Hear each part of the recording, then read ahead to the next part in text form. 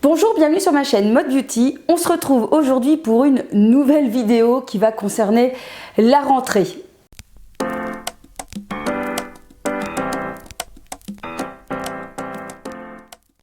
Qui dit rentrée dit dépenses supplémentaires, un rythme à reprendre, des bonnes habitudes aussi à adapter et peut-être que tu ne sais pas par où commencer.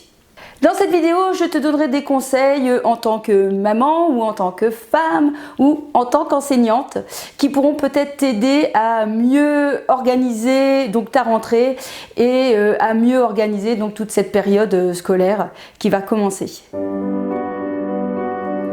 Premier point que j'ai envie de développer, ce sont donc les dépenses. On va pas se cacher, on va pas se mentir, mais le fin août et septembre, c'est synonyme de dépenses supplémentaires parce que la rentrée, ça a un coût. On a envie d'avoir une nouvelle tenue. On a envie d'acheter plein de nouveaux vêtements pour ses enfants, il faut racheter des fournitures scolaires, il faut réinscrire les enfants pour des activités parascolaires et du coup, eh bien on peut dire que le budget explose, hein. Même si on a un petit peu plus d'argent par les allocations familiales, on va se dire quand même que ça ne peut pas couvrir tous les frais qu'on a supplémentaires. Du coup, je vais vous donner mon point de vue et quelques petites astuces. En tant que femme ou en tant que maman, eh bien évidemment, on a envie que notre enfant, ou bien pourquoi pas nous, d'avoir une nouvelle tenue pour reprendre le travail ou pour retourner à l'école. Alors l'astuce que j'avais donnée dans ma vidéo solde, comment faire de bonnes affaires, eh bien s'applique aussi ici. C'est-à-dire que j'espère, mais il n'est toujours pas trop tard parce que les soldes ou les bons plans ne sont pas terminés, que vous n'avez pas par exemple acheté que des vêtements d'été et que vous avez pensé à racheter quelques vêtements pour l'automne, hiver. Surtout qu'il faut dire en ce moment avec les soldes, on retrouve un peu de tout, hein. Je pense que les magasins ce qu'ils font c'est qu'ils ne mettent plus forcément que les vêtements d'été, ils mettent aussi tout ce qui reste, j'ai envie de dire, au fond de leur placard. Donc il y a vraiment moyen d'arriver à trouver même des pulls, des petits pantalons, vraiment à des budgets très intéressants qui vont permettre en fait d'alléger la note budget rentrée pour la rentrée. Forcément, la budget rentrée pour la rentrée. Deuxièmement, les fournitures scolaires. Clairement, je pense qu'il faut avoir une discussion avec vos enfants et leur expliquer que ce n'est pas parce que c'est une rentrée qu'on doit tout racheter. Un cartable, si l'on le prend de bonne qualité, peut servir plusieurs années. Expliquez à vos enfants que, par exemple, vous ne rachetez pas des nouveaux couverts, des nouvelles assiettes lorsque vous réinvitez des gens. On ne change pas de voiture à chaque fois qu'on revient de vacances, par exemple. On garde plus longtemps les affaires que l'on a. Je vous conseillerais, si c'est possible pour vous, d'investir déjà dans un bon cartable. Pour ma part, pour mon fils, j'avais notamment investi dans Kipling ou Eastpak. Et puis, deuxième astuce, vérifier les comptes, les sites comme showroom privé, vente privée. Moi, je sais que j'avais acheté, je pense, ou les outlets aussi. J'avais acheté son Kipling, un très beau Kipling vert, et j'avais acheté aussi un Eastpak sur ces sites-là, et on fait d'excellentes affaires. Donc, il n'est pas utile d'acheter chaque année le nouveau cartable, la nouvelle trousse, le nouveau stylo, etc. Réfléchissez avec vos enfants, regardez la trousse, regardez ce qui va. Je pense que ce n'est pas rendre service à votre enfant. Ils n'ont pas besoin d'avoir tout le stock renouvelé. Bien évidemment, on a quand même envie de se faire plaisir. Je ne vous dis pas qu'on ne peut pas faire plaisir avec un nouveau petit cahier ou quand même une belle petite latte. Tout dépend de l'âge de votre enfant, selon ses passions du moment. Alors justement, moi avec cette rentrée, eh bien j'ai décidé d'essayer de minimiser mes achats. Alors ça c'est un des points du changement du confinement. Effectivement, le confinement, le déconfinement m'a fait vraiment prendre conscience de beaucoup de choses. Bien évidemment, avec la situation actuelle, on a nettement moins envie d'aller en magasin et on privilégie pas mal les achats par internet et on a une autre approche, je pense, avec le matériel, puisqu'on se rend bien compte effectivement que ce n'est pas ça qui va faire notre bonheur, même si ça fait plaisir, hein, même si j'achète encore, mais j'essaye vraiment de faire une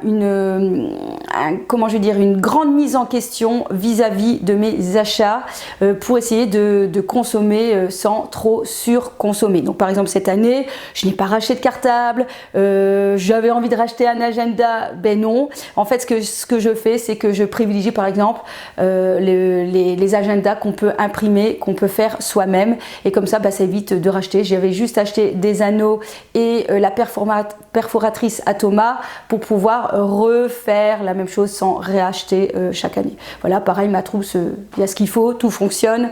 Donc je ne rachèterai rien cette année, même si moi aussi j'aime bien les nouveaux stylos, j'aime bien les nouveaux bics, mais je me dis que j'ai largement de quoi tenir encore une année et je préfère essayer de me dire de mettre de l'argent dans d'autres choses. C'est ce que vous pouvez dire aussi à votre enfant, parce que le deuxième point, c'est certainement le choix d'une activité que l'on a envie de reprendre pour la rentrée. Alors, en tant que femme, je peux me dire qu'est-ce que j'ai envie de faire comme nouvelle activité pour cette rentrée. Alors, petite parenthèse, peut-être que pour vous la rentrée c'est synonyme de rien du tout, parce que soit vous n'êtes pas enfant, vous n'avez pas d'enfant, ou soit vous n'êtes pas enseignant. Pour ma part, voilà, moi dans l'année, il y a deux rentrées. Il y a la rentrée du mois de janvier où j'ai envie de reprendre des bonnes habitudes, et le mois de septembre aussi. Pour ma part, c'est un mois où j'ai envie de m'améliorer dans la vie. Le premier point, c'est dire qu'est-ce que j'ai envie de faire cette année. En général, le mois de septembre, il y a des choses qui se remettent en place, des activités qui se remettent en route après les vacances. Donc c'est l'occasion de me dire qu'est-ce que j'ai envie de faire. Est-ce que j'ai envie de faire une activité sportive? Est-ce que j'ai envie de faire une activité artistique? Est-ce que j'ai envie de suivre des cours de cuisine? Et puis deuxième chose, c'est se dire est-ce que je vais le faire seul, ou est-ce que peut-être qu'autour de moi, dans mon entourage, ou mon compagnon aurait peut-être envie de venir s'impliquer avec moi dans cette activité. Pourquoi pas aussi vos voisins.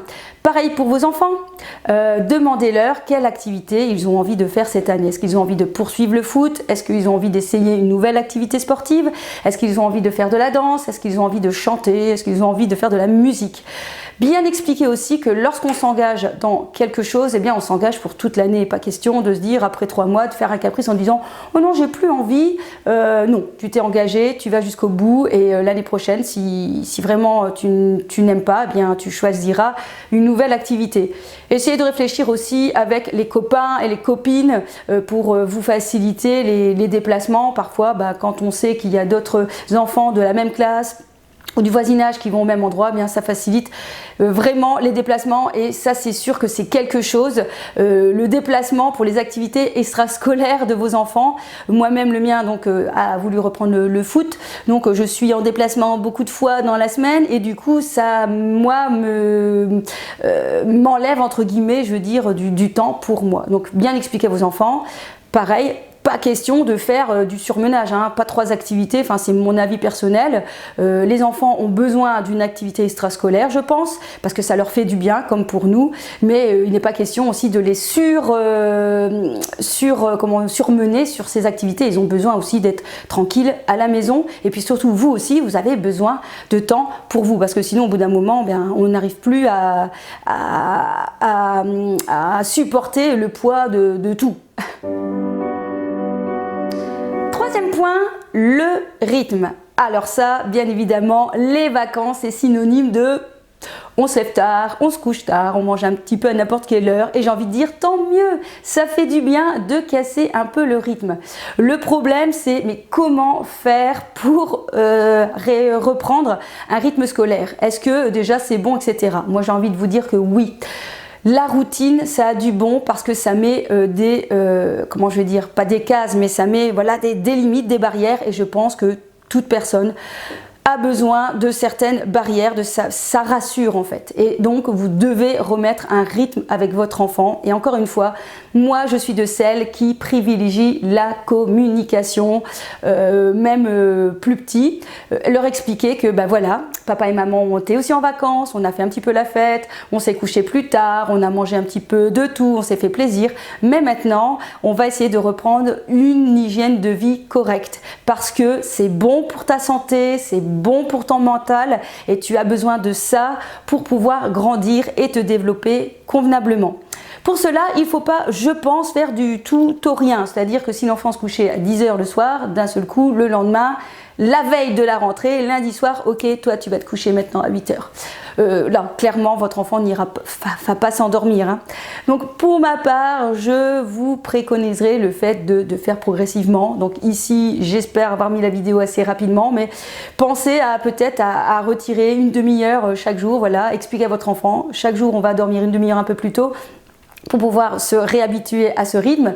Et forcément le matin, essayez aussi de le lever un peu plus tôt pour reprendre ce rythme, autrement ce sera assez difficile. Et mardi, je vais avoir des enfants avec des grosses cernes. Ça ne va pas. Pareil pour nous, les adultes, on doit reprendre aussi un rythme. C'est très important pour, voilà, pour le mental. On a besoin d'un certain nombre quand même de sommeil pour pouvoir affronter, j'ai envie de dire, la journée avec tout ce qui engage, hein, je veux dire, tous nos tracas de la vie de tous les jours, et pour pouvoir tenir le coup. C'est important voilà, de reprendre un rythme. Aussi bien alimentaire aussi. Essayez de vous dire, ok, maintenant on reprend les habitudes, on mange à telle heure par exemple, parce que voilà, c'est mieux pour l'organisation. Troisième point, après le rythme, les habitudes. Donc c'est un peu la suite du sujet, c'est au niveau des habitudes. Premièrement, l'alimentation. Ayez aussi une discussion avec vos enfants. Comment vois-tu tes repas du midi? Tu peux manger tartines, tu veux manger complet, ok, tu veux des tartines, qu'est-ce que tu aimes et qu'est-ce que tu n'aimes pas? Pourquoi je dis ça? Parce que ça arrive parfois que voilà, le midi, j'ai des enfants qui parfois me disent Madame, maman elle m'a mis du saucisson mais j'aime pas, alors du coup l'enfant ne mange pas, ou alors nous on essaye quand même de forcer un peu, donc c'est un peu compliqué. Et je trouve que c'est important qu'il y ait une discussion avec votre enfant pour savoir un petit peu ce qu'ils aiment, et puis aussi de leur dire ok, tu veux ça, mais alors peut-être que moi demain, j'aimerais bien que tu essayes ça. D'accord? Ça ne doit pas être que dans un sens. Pareil pour les collations. Discuter et essayer de lui expliquer que, ok, tu aimes les biscuits au chocolat, moi aussi. Tu aimes les bons petits chocolats, les petits bonbons, moi aussi. Mais de temps en temps, ou pas de temps en temps, c'est pas le bon mot, mais tous les jours, il faut aussi avoir une collation saine. Pourquoi faut-il avoir une collation saine? Pour faire fonctionner ton corps convenablement. Le sucre, on le sait tous, ce n'est pas bon, et surtout on mange trop de sucre, les enfants mangent trop de sucre et ça rend agressif, donc faites attention à ça. Enfin, encore une fois, je ne suis pas là pour juger, je vous donne mes conseils. Moi je sais que par exemple mon fils, lorsque voilà, c'était un peu compliqué dans son assiette pour pouvoir manger, il savait que, en tout cas, soit il n'avait pas de dessert, ça c'est sûr et certain, ou il devait manger au moins une pomme, une tomate. J'essayais de trouver quelque chose de sain pour qu'il mange. Alors je lui expliquais aussi quand il y avait un repas qu'il n'aimait pas spécialement, hein, donc poisson, on va dire épinard, quoique il aimait bien, mais enfin, vous voyez le truc que souvent les enfants n'aiment pas. Je lui disais, ok, ce soir tu as un repas que tu n'aimes pas tellement, tu vas te dire que c'est un repas qui est bon pour toi parce qu'il y a des bonnes choses dedans, il y a des bonnes vitamines, il y a des vitamines qu'on ne retrouve peut-être pas dans la viande, dans les frites, dans les pâtes, mais demain tu auras droit à un repas qui te fait plaisir. D'accord? On fait comme ça, ok, il y a des repas sains, il y a des repas plaisir. Pour nous aussi c'est comme ça, parce que si on mange que des repas plaisir, je pense qu'il y aura un moment, la santé, ce ne sera pas ça. Alors une nouvelle habitude aussi pour ma part, concernant l'alimentation, toujours avec ce confinement, j'ai décidé depuis le confinement d'essayer de privilégier certains producteurs locaux. Alors, est-ce que ça coûte plus cher, ça coûte moins cher? J'arrive pas tout à fait à voir. Ça coûte peut-être plus cher parce que de temps en temps, j'ai des bonnes actions, des bonnes affaires dans mon magasin, du style 1 + 1 gratuit ou le deuxième à 50% qu'on ne retrouve pas chez les producteurs locaux. Mais à côté de ça, le rapport que j'ai avec les aliments que j'achète chez eux, voilà, ça n'a rien à voir. Du coup, je préfère, voilà, acheter, donc ça c'est mes nouvelles habitudes alimentaires, acheter certaines choses, je privilégie certaines choses chez le producteur local. Par exemple, certains légumes, j'ai un magasin bio qui est juste à côté de chez moi, je me dis ok, je mets de l'argent un petit peu sur ça parce que là ça me fait vraiment plaisir. Par contre il y a peut-être certaines choses, ok, le papier toilette de la marque Scotex parce que j'adore, ou Nalis, bien tu arrêtes, je vais aller chez Aldi, je vais acheter moins cher parce que voilà, j'ai pas besoin de mettre 10 € dans le PQ et je peux peut-être mettre plus d'argent dans mes légumes. Voilà, c'est un peu l'idée. Pareil pour l'alimentation viande, j'essaie de me dire ok, on va peut-être manger de meilleure qualité, mais peut-être qu'on va réduire la quantité de viande et on va peut-être même carrément rajouter un repas végétarien dans ma semaine. Voilà, ça ce sont mes nouvelles habitudes alimentaires que j'ai envie de prendre et que nous discutons ensemble avant de prendre le pli en fait. Pareil, au niveau des habitudes, avant de commencer, c'est se dire, donc là c'est en tant que maman, comment votre enfant va travailler à la maison, quel temps ai-je à lui consacrer? Je sais bien qu'on a parfois des vies tellement remplies qu'on a un peu de mal à pouvoir donner du temps à son enfant, mais il faut quand même trouver un peu de temps parce que c'est important que l'enfant sente que les parents soient derrière eux et sont soutenus. Comment voulez-vous qu'ils aient envie de bien travailler à la maison, enfin à l'école, si quelque part les parents ne s'occupent pas de leurs enfants? C'est pas possible. Ils ont besoin aussi de reconnaissance, ils ont besoin de soutien. Donc essayez de réfléchir avec votre enfant et pourquoi pas avec l'enseignante, comment mettre en place des choses pour pouvoir travailler.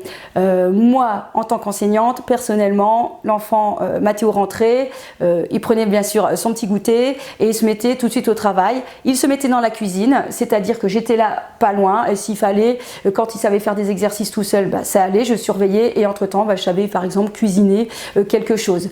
Bien évidemment, si vous rentrez à 6h, 6h30, 7h, c'est un peu compliqué de pouvoir se mettre au travail à 7h, je comprends, mais peut-être que le mercredi, peut-être que le samedi, peut-être que le dimanche, il y a peut-être un moment où vous pouvez dire ok, je prends 1 heure de mon temps pour travailler avec toi et vous dites à l'enfant, le samedi, je suis là avec toi pendant 1 heure, je m'occupe de toi, je regarde ce que tu fais à l'école, je m'intéresse, dis-moi un peu ce qui va, ce qui ne va pas et au moins ça va un peu valoriser l'enfant. Essayez de trouver un espace de travail qui convienne à l'enfant. Il y a des enfants qui ne sont pas gênés par le bruit, par ce qui se passe à l'extérieur et il y a des enfants qui ont besoin d'un cadre. Donc essayez de trouver l'espace avec l'enfant dans lequel il se sent bien pour pouvoir travailler et pour que l'année scolaire se passe super bien.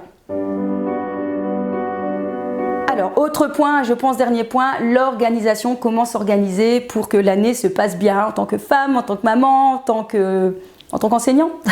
Alors la première chose que je vous conseille, en tout cas que moi j'utilise, c'est le planning. Un planning qui est là à vue de tout le monde, où on peut noter des rendez-vous, où on peut noter, moi je notais par exemple parfois les repas, comme ça parfois les enfants un peu plus grands ils savent regarder, tiens cette semaine qu'est-ce qu'on mange, ah oui il y a ça, ah ça j'aime pas, ah mais ça j'aime bien. Voilà, où vous pouvez noter certaines choses pour que tout le monde puisse savoir ce qui se passe, parce que je trouve que la plupart du temps, c'est souvent la femme qui réfléchit un peu à ce qu'il va y avoir comme menu. Finalement, on impose un menu que peut-être que les autres n'ont pas envie de manger. Et comme ça, en discutant, en voyant, eh bien, on arrive à faire en sorte que le repas, c'est souvent quand même un tracas un petit peu le repas avec les enfants, eh bien, se passe convenablement. Alors pour ma part, donc je rachète chaque année le même, c'est le frigo bloc. Il existe plein de formats différents, vous avez aussi des formats spécial famille pour mettre les activités, etc. Moi pour ma part, ça me suffit largement. Vous avez donc toute la semaine, vous avez assez de place pour écrire les repas. Et puis ici, vous avez la liste de courses, donc c'est très bien, lorsqu'il manque quelque chose, je l'écris directement. J'arrive quand même à mettre par exemple des rendez-vous super importants, des choses auxquelles je ne dois pas oublier. Et ce qui est bien en fait, donc ça se met au frigo, c'est facile et tout le monde peut y avoir accès, tout le monde peut voir. Donc je trouve ça assez pratique comme organisation. Alors autre matériel que j'aime bien utiliser, qui je trouve au niveau organisation, c'est les post-it. Moi les post-it, souvent j'en ai un peu partout. D'ailleurs je pense que pour éviter de répéter 50 000 fois à mon fils n'oublie pas de faire ceci, n'oublie pas de faire cela, et bien au lieu de répéter, je vais lui mettre des post-it. Voilà, hop, comme ça il l'aura devant son écran d'ordinateur. N'oublie pas de descendre ton bol quand tu auras fini de déjeuner. Non mais voilà, vous voyez des post-it, moi parfois j'en mets sur la table en disant tu sais, passer l'aspirateur s'il te plaît. Voilà, comme ça au lieu de le dire, vous l'écrivez ça passe ni vu ni connu. Hein, pareil pour Chérie. Chérie, ça fait longtemps que tu n'as pas tendu la pelouse. Il serait peut-être temps, non? Hein, bon, au lieu d'éviter de faire des remarques, les post-it sont nos amis. Alors, autre outil que j'utilise pour l'organisation, donc c'est le Filofax. Je pense que j'avais fait déjà une vidéo, il doit avoir 2 ans. J'avais commencé le bullet journal, puis finalement, bah voilà, le Filofax me plaît bien. Moi, je l'avais acheté sur Amazon, c'est de la marque Clipbook et il existe en fait plein de choses à rajouter à l'intérieur, notamment donc les intercalaires juillet, août, septembre, octobre, novembre. Vous avez plein de feuilles pour vous organiser dedans, enfin que vous pouvez racheter. Donc, il y a vraiment tout ce qu'il faut, voilà, notamment ici pour le calendrier du mois. Vous avez des feuilles à ligne, des feuilles à carreaux que vous organisez comme vous voulez. Il y a des feuilles aussi de tout doux, vous voyez. Et en fait, ce que j'apprécie, je mets aussi mes recettes aussi. Mais pas mes recettes, mais mes menus. Voilà, je vous montre aussi.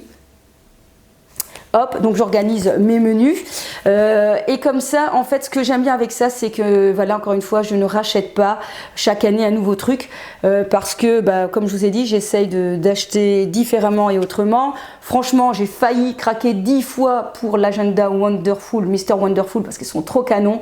Et puis je me suis dit, allez ma fille, t'as ça, de toute façon, c'est très bien. Tu arrives à t'organiser avec ça, donc pas besoin de racheter autre chose.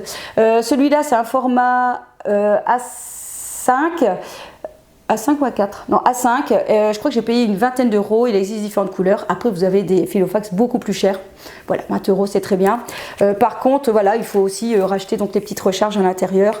Vous avez tout ce qu'il faut de la marque Clipbook, si j'y pense je le mettrai en barre d'infos si jamais ça vous intéresse. Dernier conseil que je pourrais vous donner, c'est la discussion. Pour moi, je trouve que la discussion, ça doit être quelque chose de très important. Je crois que je vous en ai parlé mais plein de fois dans cette vidéo.